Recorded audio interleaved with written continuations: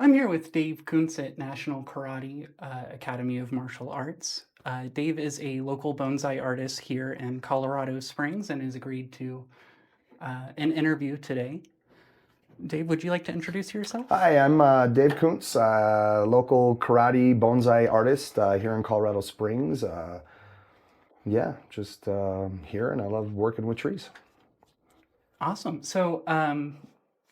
I've got to ask, we know you do karate, you're into bonsai. How inspired are you by the movie Karate Kid? That's funny, Jamie. Everybody asks that, and they ask that most karate guys, and I hear it on the bonsai side as well.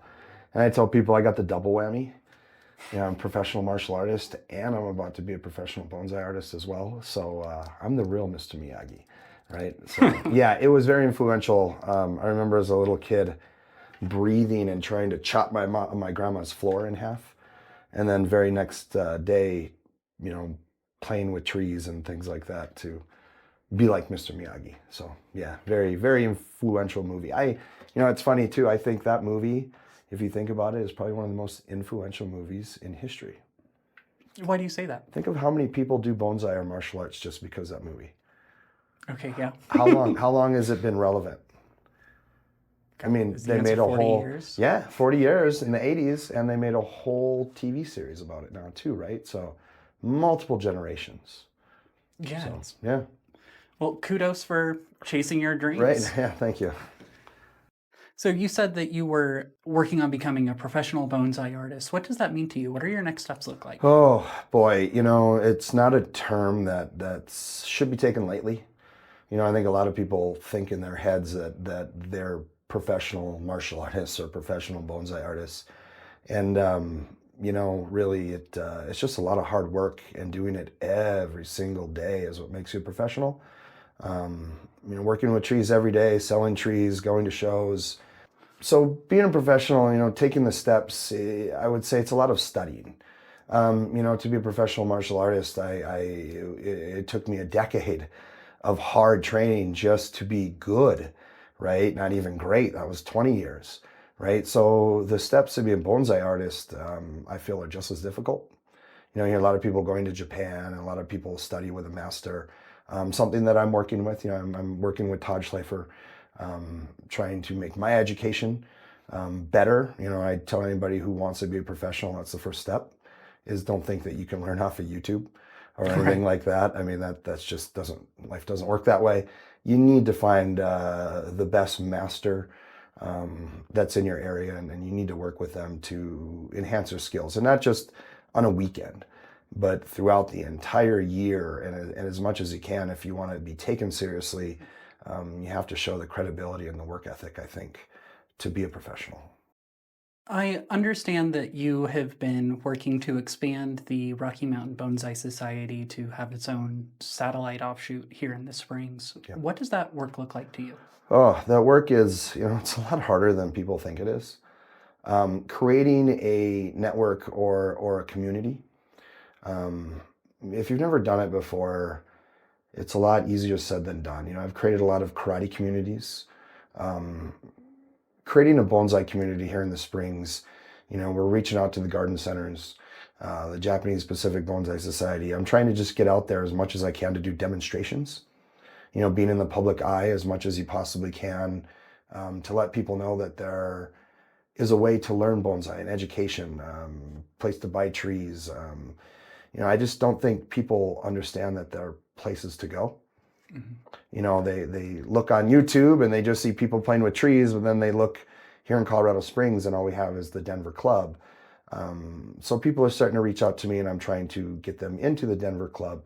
But it's hard to grow a community. I feel in a couple of years, once we've really established a small group, a core group, and then you tell your friends, and it gets bigger and bigger and bigger, and like-minded individuals, and hopefully we should be able to add quite a few people to the Denver Club.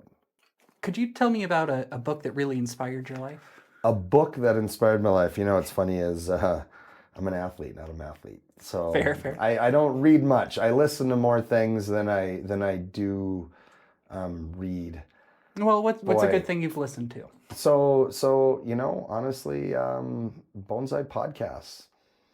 I listen to a lot of Mirai podcasts and the Wire podcasts. A lot of people don't know too, I'm also a falconer. So I work with birds of prey. And there's a few books Backside of the Mountain. Um, that was a pretty good book that's inspired me on the falconry side. But nothing, I'm sorry, I just, No, that's fair. you know, talk Transformers movies, but no. Okay, who's your favorite Oh Transformer? God, they ruined the Transformers. Bumblebee's probably the best, right? But So tell me about running a karate school. How long has National Karate been open? great question. So National Karate, we have been around since 1972. My grandmaster is Grandmaster John Willie and is considered the father of American karate. His teacher is Jun Rei, who is the first person to ever teach Taekwondo in America. So our lineage goes deep. You could say we've been doing this since 1954. Wow. The oldest lineage, some of the oldest lineages in martial arts. So I've been here in Colorado Springs now going on a little over 10 years with this location. I taught in Minnesota. We've got 26 locations in Minnesota, 12 in Chicago, and one in Florida. We are all the same. You can walk into any karate school and have the exact same instruction being taught in any location. But we are also one of the best. We're the top school, top fighting school in the state, and we're number 10 in the country right now. What's your favorite tree species, Steve? All of them. Great No. answer. No, so trees, I really get into trees. I love maples, all maples. I love conifers, which is most trees, right? I gotta say Colorado blue spruce is probably my favorite tree to work with. Douglas fir, Japanese maple, and slowly limber pine is becoming one of my fast favorites. What is it about the limber pine? Pinus flexus. I just love the way that they can just come off the mountain and style and looks like a 5-needle pine out of Japan. I love working with those trees. I love the needle, the reduction of the needle, the way it looks. It's soon to be one of my new favorites. I like to work a lot with shimpakus as well. I got a lot of shimpaku stock that I'm always looking to sell. Same with maples and things like that. But there's just something about being able to carve on a shimpaku, cut it down to nothing, and then in a couple of years, they look great. So I love those too. Are you planning to participate in any bonsai exhibitions in the Yes. So I'm a very competitive person. I hate to lose at anything. So I've been working really hard over the last couple of years to have a few trees that are on a world-class level. I would like to go to the show next year in New York. I would like to go to the St. Louis show, the Chicago show. Minnesota's my home, our old home, so I'll probably be a part of that as well.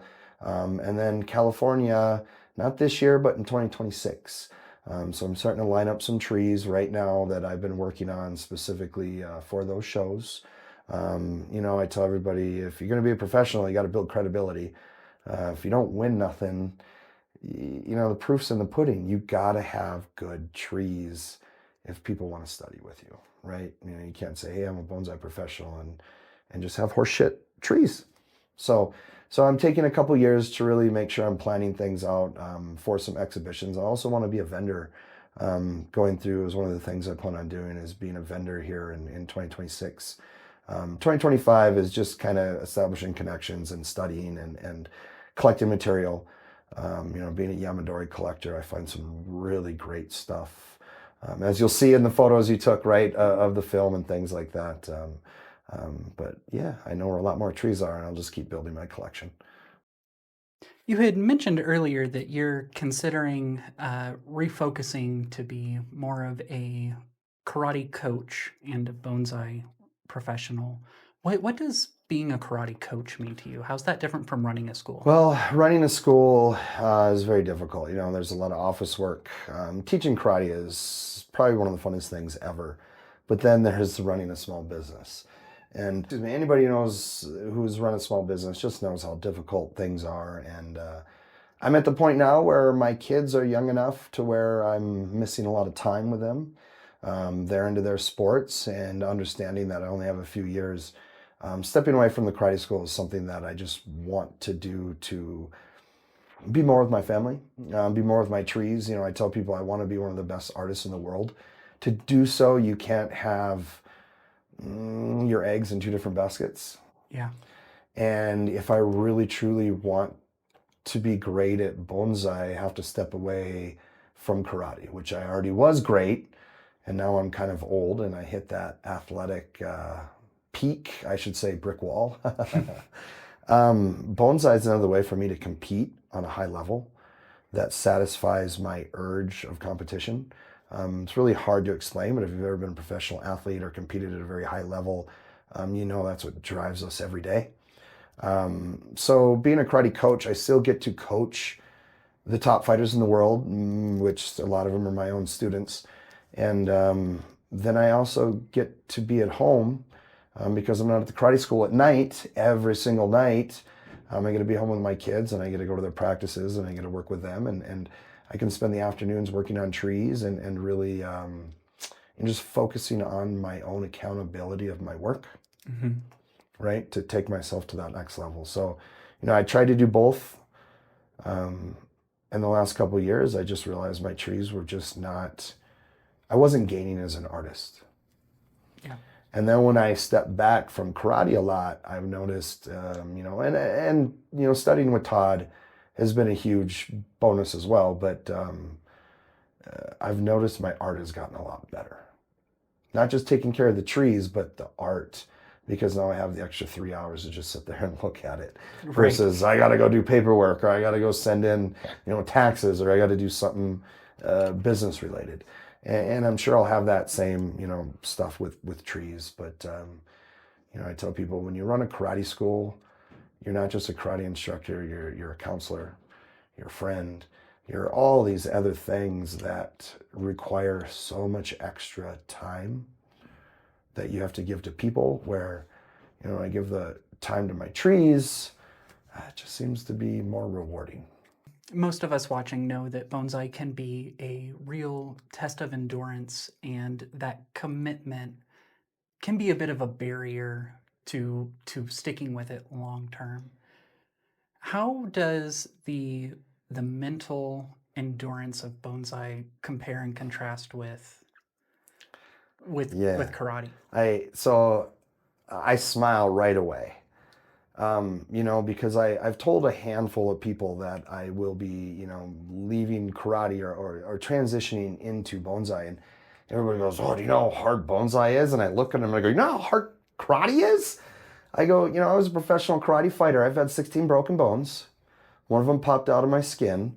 I used to run 10 miles a day every day for a decade.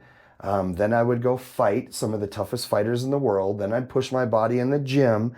And then the next morning, and I didn't want to get out of bed, I got my ass out of bed and I did 10 miles again and I fought again and I went to the gym again. And I did that for 20 years. And if anybody wants to tell me that bonsai is harder than karate, I'd fucking laugh in your face. Because I think bonsai is easy compared to what I normally do. The rigors of the work ethic of bonsai I find so much more enjoyable than breaking bones, than doing thousands of push-ups and sit-ups, than putting your body through hell in a ring over various sparring sessions for months in a row to get ready for fights.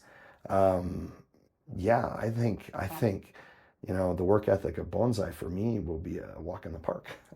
Hey, Jamie, I just want to say thank you for taking the time to interview me and just trying to get my story out there. You know, is somebody who's trying to start to make waves. It's very hard to start, you know, especially when you're a little on the older side. You've already had a career and you've already done different things. But I will be opening the Jagged Spruce come 2026. All of 2025, I will be a private nursery that I will be selling a lot of trees out of. Pretty much anything that you can think of, I'm going to try and have. Come 26, I'll have a website fully operational to ship trees and to do things like that. If there's any other professionals who are watch this video and would like to reach out to maybe buy a large batch of Yamadori trees. I've got quite a few good ones. Feel free to reach out at karatedave01@gmail.com and send an email, and we can always set things up for the future. Great. Thank you so much for your time, Dave. Yeah, thank you, Jimmy.